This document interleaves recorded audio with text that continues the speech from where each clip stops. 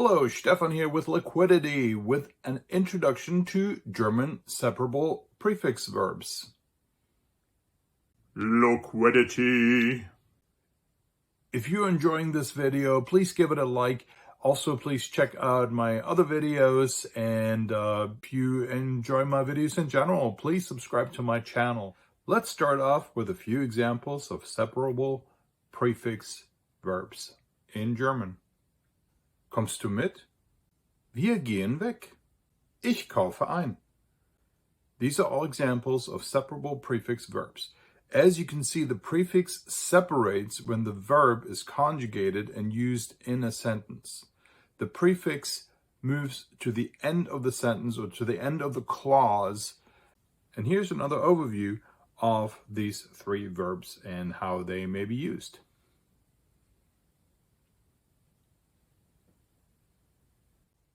One of the daunting aspects of the separable prefix verbs in German is that, in fact, we have three different categories of prefix verbs. We have the ones where the prefix always stays with the root of the verb, with the stem of the verb. And in English, we actually have some too. For instance, the word overcome, understand, translate. We have tons of them, right? And then there is a category of where the prefix always separates. That means that when you conjugate a verb, when you use it in a sentence as a conjugated verb, the prefix moves towards the end of the clause. Or if it's a small sentence, towards the end of the sentence. And then there's the third category, and this is where it gets a little bit complicated and a little bit confusing and daunting. And this is when I have verbs that have prefixes that can go either way. There's one example that I want to give you, the word umfahren. Actually, it depends on how I stress it. So if I say umfahren, I mean to run somebody over, to actually topple somebody, to make somebody fall by hitting them with a vehicle. It could be with a bike, could be with a car, or a shopping cart even, right? The word umfahren means I'm actually driving around, I'm actually going around an obstacle or a person. I'm actually swerving around, I'm making an effort not to hit something or someone. For the first one, umfahren, which is a separable prefix verb, we have as an example, Mark fährt mich Mark runs me over. Mark drives in such a way that I fall. For the second, umfahren, where the stress is on the fa, which is not a separable prefix verb, which is an inseparable prefix verb, if you will, we have as an example, Mark umfährt mich. Mark drives around me, he swerves around me, trying not to hit me, right, with his shopping cart. So English has quite a few prefix verbs too. Some of them are purely Germanic, like to become, to understand, to overcome.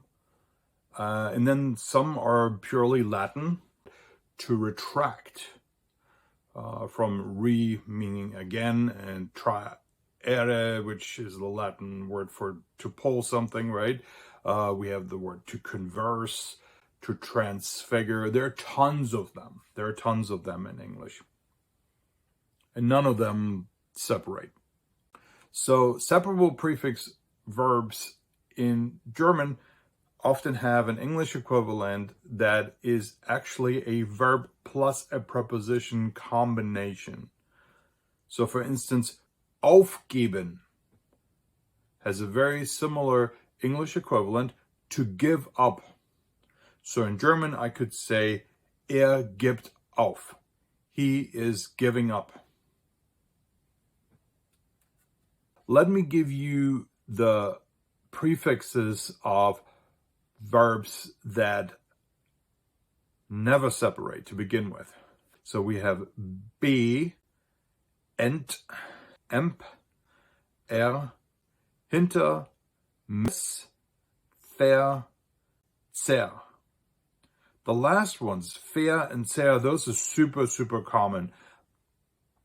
Instead of reading you the list of all the ones that always separate, all the prefixes that always separate, let me just show you a list. And this should give you a pretty good idea of why it is futile and probably not very effective to learn these by memorization. Rather, just become familiar with these and see how many there are and understand that basically these are for the most part prepositions as well. And then third, here's a list of the ones that do sometimes separate. So we have durch, über, unter, wieder. One little important note. When you use these separable prefix verbs in the infinitive, make sure that the prefix stays attached to the stem of the verb. So for instance, when I say, ich gehe einkaufen, I'm going shopping, the verb einkaufen is still in the infinitive and it is intact. Here's another example. Ich möchte mitfahren. I would like to come along, drive along, ride along. In English, I would translate that. And here you can see mitfahren is in the infinitive. Thanks for watching. Danke fürs Zuschauen. Take care. Mach's gut. Tschüss. Bye.